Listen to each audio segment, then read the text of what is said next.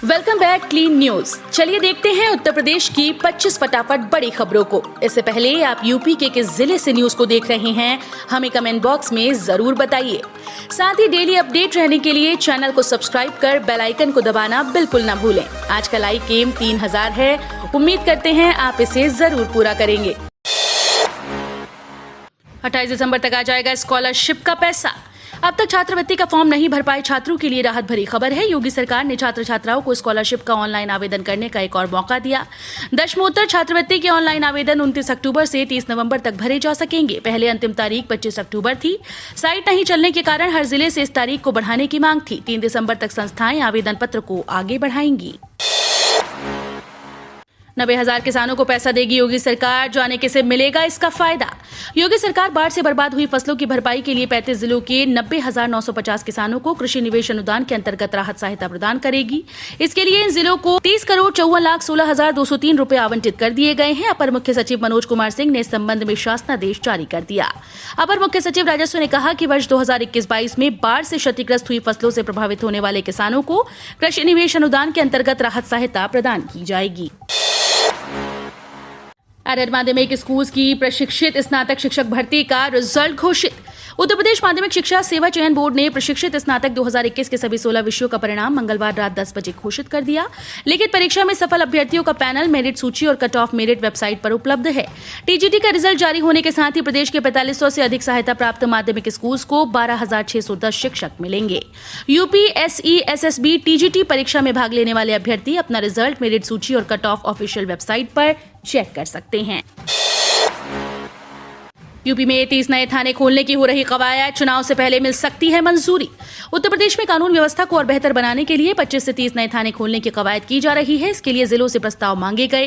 कई जिलों ने शासन को प्रस्ताव भेज दिया तो कई जिलों में थाने के लिए जमीन या भवन की तलाश की जा रही है। कोशिश है कि विधानसभा चुनाव से पहले ये थाने अस्तित्व में आ जाए। गृह विभाग के अधिकारियों ने बताया कि योगी सरकार ने बीते 4.5 साल में 71 नए थाने खोले हैं। यूपी में अब नहीं हो पाएगी गन्ने की घटतोली, जाने किसानों को लेकर योगी सरकार का नया प्लान। इस बार के पेराई सत्र में गन्ने की घटतोली रोकने के लिए और सख्त इंतजाम किए गए। राज्य में इस बार हर तोल केंद्र पर एक तोल लिपिक सिर्फ 15 दिनों के लिए तैनात रहेगा। उसके बाद उसकी अगली तैनाती किसी अन्य तोल केंद्र पर लॉटरी ड्रॉ के जरिए की जाएगी। ये जानकारी गन्ना विकास व चीनी उद्योग विभाग के अपर मुख्य सचिव संजय आर भूसरेड्डी ने दी। उन्होंने बताया कि हर तौल केंद्र पर सीसीटीवी कैमरे लगेंगे। उन कैमरों के जरिए जिला गन्ना अधिकारी, सहायक गन्ना आयुक्त और स्वयं गन्ना आयुक्त अपने अपने कार्यालयों हर तौल केंद्र की निगरानी करेंगे। फ्री टैबलेट और स्मार्टफोन स्कीम अपडेट, खरीद की प्रक्रिया हुई तेज, जारी होगा जेम पोर्टल पर टेंडर। मुख्यमंत्री योगी आदित्यनाथ की युवाओं को तकनीकी रूप से अपग्रेड करने की मुहिम परवान चढ़ रही है। पहले चरण में युवाओं को देने के लिए टैबलेट और स्मार्टफोन की खरीद की प्रक्रिया तेज हुई। औद्योगिक विकास विभाग की ओर से टैबलेट और स्मार्टफोन की खरीद के लिए 1 या 2 दिन में टेंडर जारी करने की प्रक्रिया तेजी से चल रही है। देश में पहला राज्य यूपी होगा जो इतने बड़े पैमाने पर टैबलेट और स्मार्टफोन का युवाओं को वितरण करेगा। मुख्यमंत्री योगी ने मेडिकल कॉलेज का किया शिलान्यास। बोले, हमने रामलला हम आएंगे नारे को पूरा किया। मुख्यमंत्री योगी आदित्यनाथ ने बुधवार को शहीद आजम भगत सिंह इंटर कॉलेज मैदान में जिले को 281 करोड़ के मेडिकल कॉलेज के साथ ही 1000 करोड़ की परियोजनाओं की सौगात दी। उन्होंने विकास के कार्यों को गिनाते हुए अयोध्या में भव्य राम मंदिर निर्माण के वायदे को पूरा करने पर जनता की हामी भरवाई। उन्होंने कहा कि हमने कल कहा था कि रामलला हम आएंगे और मंदिर वहीं बनाएंगे। उसे प्रधानमंत्री नरेंद्र मोदी ने शिलान्यास कर पूरा किया। जनता से सवाल किया कि कांग्रेस या सपा होती तो क्या मंदिर बन पाता। जारी होने वाले हैं एसएससी जीडी कांस्टेबल भर्ती परीक्षा के एडमिट कार्ड। कर्मचारी चयन आयोग इस सप्ताह जीडी कांस्टेबल भर्ती परीक्षा 2021 के एडमिट कार्ड जारी कर सकता है। Admit card SSC regional website से डाउनलोड किए जाएंगे। इससे पहले उम्मीदवारों का एप्लीकेशन फॉर्म स्टेटस जारी किया गया था। साथ ही आयोग ने वो कारण भी बताए जिसके चलते एप्लीकेशन फॉर्म खारिज किए गए। एसएससी द्वारा जारी एग्जाम शेड्यूल के मुताबिक जीडी कांस्टेबल भर्ती परीक्षा 16 नवंबर 2021 से 15 दिसंबर 2021 के बीच होगी। दिवाली और छठ पूजा के अवसर पर रेलवे की बड़ी घोषणा। मुंबई से यूपी और बिहार के लिए चलेंगी स्पेशल ट्रेन्स। देश के विभिन्न शहरों में रहने वाले बड़ी संख्या में लोग दोस्तों और परिवारों के साथ दिवाली और छठ पूजा मनाने के लिए बिहार व उत्तर प्रदेश में स्थित अपने गृह नगर लौटते हैं। इस दौरान उत्तर प्रदेश और बिहार जाने वाली ट्रेन में भारी भीड़ देखी जाती है। इसको ध्यान में रखते हुए भारतीय रेलवे ने मंगलवार शाम को घोषणा की कि वो उत्तर प्रदेश और बिहार के लिए कई विशेष ट्रेन संचालित करेगा। मीडिया रिपोर्ट में भारतीय रेलवे की एक वरिष्ठ अधिकारी के अनुसार बताया गया कि दिवाली और छठ पूजा जैसे 2 बड़े उत्सवों के मद्देनजर विशेष ट्रेन मुंबई से उत्तर प्रदेश व बिहार के लिए अपनी यात्रा शुरू करेंगी। जीका वायरस का खतरा, अफ्रीकी देशों से आने वाले पर्यटकों की निगरानी शुरू। अफ्रीकी देशों से आगरा आने वाले पर्यटकों की निगरानी शुरू हो गई है। खासतौर से ताजमहल आने पर लोगों पर कड़ी नजर रखी जा रही है। स्वास्थ्य विभाग को निर्देश दिए गए हैं कि वो स्मारकों के बाहर सैंपलिंग का काम शुरू कर दें। होटल्स में ठहरने वाले पर्यटकों से भी पूरी जानकारी मांगी जा रही है। ये सारी कवायद जीका वायरस को लेकर हो रही है। इसका प्रदेश सरकार ने अलर्ट जारी कर दिया। अफ्रीकी देशों से आने वाले लोगों पर अब नजर रखी जानी शुरू कर दी गई। स्टेशन से लेकर फ्लाइट से आने वालों पर नजर रखी जा रही है। वहीं जीका वायरस मिलने के बाद सतर्कता बरती जानी है। 29 अक्टूबर को आएंगे अमित शाह। चुनाव पर होगी चर्चा, सदस्यता अभियान की करेंगे शुरुआत। पूर्व भाजपा अध्यक्ष और केंद्रीय गृह मंत्री अमित शाह आगामी 29 अक्टूबर को यूपी दौरे पर आ रहे हैं। शाह 29 अक्टूबर को लखनऊ में पार्टी के सदस्यता अभियान का शुभारंभ करने के साथ ही पार्टी की विभिन्न संगठनात्मक बैठकों में आगामी विधानसभा चुनाव को लेकर चर्चा करेंगे। गृह मंत्री के दौरे की तैयारियों को लेकर भाजपा के प्रदेश अध्यक्ष स्वतंत्र देव सिंह ने मंगलवार को पार्टी कार्यालय पर पदाधिकारियों और वरिष्ठ नेताओं के संग बैठकें की। कैबिनेट मंत्री जितिन प्रसाद समेत 4 नए एमएलसी ने ली शपथ। कैबिनेट मंत्री जितिन प्रसाद समेत उत्तर प्रदेश विधान परिषद के 4 नए सदस्यों को बुधवार को शपथ दिलाई गई। विधान परिषद के सभापति कुंवर मानवेंद्र सिंह ने विधान भवन के टंडन हॉल में प्रसाद के साथ निषाद पार्टी के अध्यक्ष संजय निषाद चौधरी, वीरेंद्र सिंह गुर्जर और गोपाल भुर्जी को शपथ दिलाई। इन चारों को पिछले महीने विधान परिषद का सदस्य मनोनीत किया गया था। त्योहार से पहले सरकार को किस चीज की सताई आशंका, जनता और अफसरों को लेकर सीएम योगी का नया आदेश। दिवाली को देखते हुए यूपी सरकार की जनता को लेकर चिंता बढ़ती जा रही है। इसको लेकर सीएम योगी ने अफसरों के साथ बुधवार को एक बैठक की। दरअसल सीएम योगी ने दिवाली पर होने वाली भीड़ के चलते कोरोना संक्रमण बढ़ने की आशंका जताई। बुधवार को टीम 9 की बैठक में सीएम योगी ने कोरोना वायरस को बढ़ने से रोकने के लिए भी दिशा निर्देश जारी कर दिए। सरकारी आवास पर हुई कोविड-19 की बैठक में सीएम योगी ने कोविड प्रभावी नियंत्रण बनाए रखने के लिए सावधानी और सतर्कता बरतने के निर्देश जारी किए। पहाड़ों पर बर्फबारी से यूपी के मौसम में बड़ा बदलाव। मानसून की विदाई के साथ ही उत्तर प्रदेश के मौसम में बड़ा बदलाव देखा जा रहा है। सुल्तानपुर सहित आसपास के जिलों में तेज पछुआ हवाएं चल रही हैं, जिसके चलते ठंड में इजाफा हो रहा है और पारा नीचे लुढ़क रहा है। सुबह शाम का तापमान 15 डिग्री सेल्सियस के करीब पहुंचा जा रहा है। मौसम विभाग के अनुसार पहाड़ों पर बर्फबारी शुरू हो गई। इसका असर मैदानी इलाकों में दिख रहा है। पिछले 5 दिनों से धीरे धीरे ठंड ने दस्तक देनी शुरू कर दी, लेकिन पहाड़ों से आ रही पछुआ हवाओं ने मौसम में तेज ठंड पैदा कर दी। हर दिन पारा लुढ़क रहा है।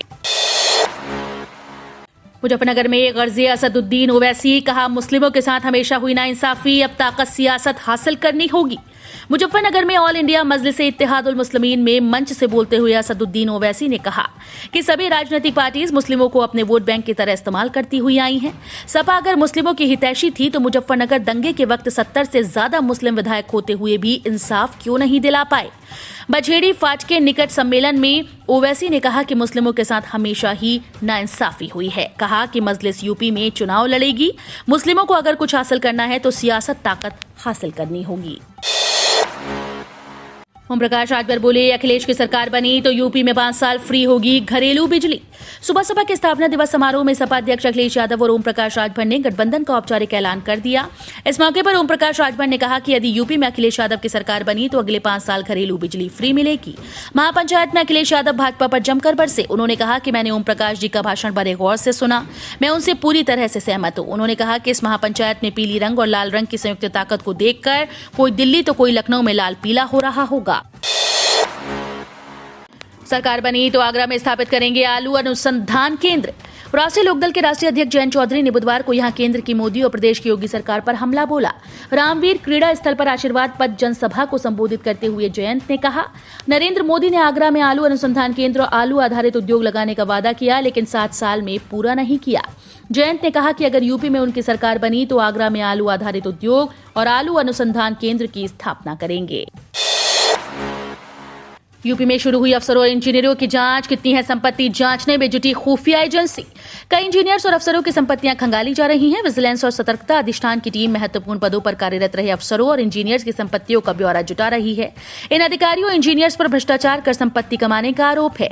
इनके साथ साथ इनके परिवारजनों की भी संपत्तियों की तलाश की जा रही है। एलटीए और नगर निगम से इन अफसरों और इंजीनियर्स की संपत्तियों का ब्यौरा मांगा गया है।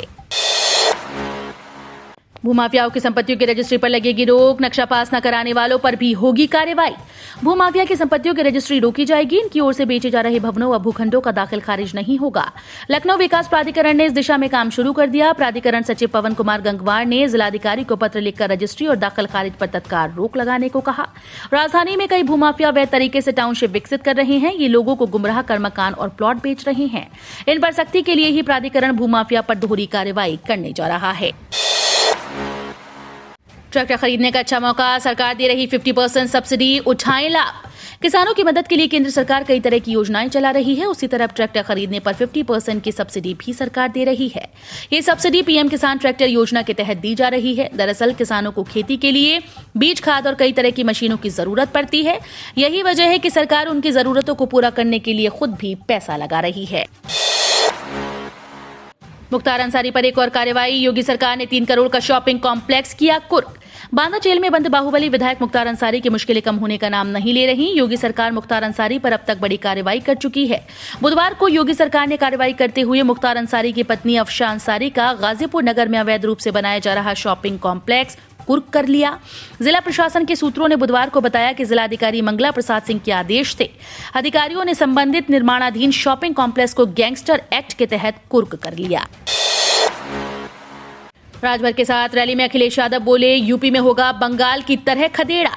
उत्तर प्रदेश के मऊ में समाजवादी पार्टी के मुखिया अखिलेश यादव और ओम प्रकाश राजभर ने साझा रैली की। इस दौरान समाजवादी पार्टी और सुहेल देव भारतीय समाज पार्टी ने साथ चुनाव लड़ने का ऐलान किया। अखिलेश ने तंज कसते हुए कहा कि ये लाल पीला रंग देखकर कोई और लाल पीला हो रहा होगा। अखिलेश यादव ने दावा किया कि बीजेपी को सत्ता में लाने वाला रास्ता ओम प्रकाश राजभर ने बंद कर दिया है। यूपी में भी अब बंगाल की तरह खदेड़ा होगा। सब जानते हैं कि दिल्ली में और लखनऊ में कौन लाल पीला हो रहा है। आदिम समाज पार्टी ने अखिलेश यादव को दिया समर्थन, सपा के साथ मिलकर लड़ेंगे चुनाव। आदिम समाज पार्टी के राष्ट्रीय अध्यक्ष हंसराज कौल ने अपने साथियों के साथ समाजवादी पार्टी को समर्थन देने का ऐलान कर दिया।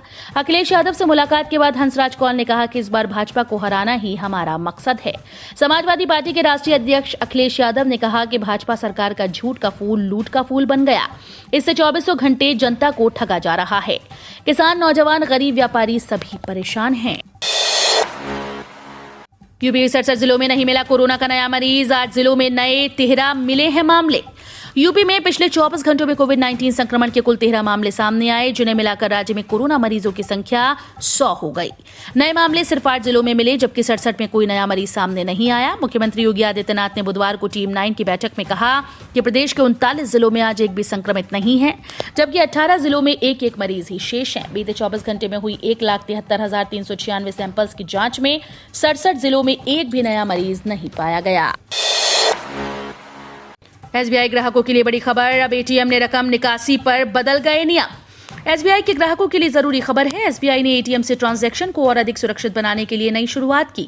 इस नए नियम में ग्राहक ओटीपी के आधार पर ही एटीएम से कैश निकाल सकेंगे। इसके तहत कैश निकालने के लिए ग्राहकों को पहले उनके मोबाइल फोन पर एक ओटीपी मिलेगा, जिसे डालने के बाद एटीएम से कैश निकाला जा सकता है। बैंक ने ट्वीट कर यह जानकारी दी कि ट्वीट में कहा गया, एसबीआई एटीएम में लेन देन के लिए हमारी ओटीपी आधारित नकद निकासी प्रणाली धोखेबाजों के खिलाफ टीकाकरण है। आपको धोखाधड़ी से बचाना हमेशा हमारी सर्वोच्च प्राथमिकता होगी। एसबीआई के ग्राहकों को इस बात की जानकारी होनी चाहिए कि ओटीपी आधारित नकद निकासी प्रणाली कैसे काम करेगी। हम रोज ऐसे ही न्यूज लाते रहेंगे। यदि आपने अभी तक क्लीन न्यूज यूपी को सब्सक्राइब नहीं किया है तो फटाफट सब्सक्राइब कर लें। साथ ही बेल आइकन को प्रेस करना बिल्कुल ना भूलें ताकि लेटेस्ट अपडेट मिस ना हो।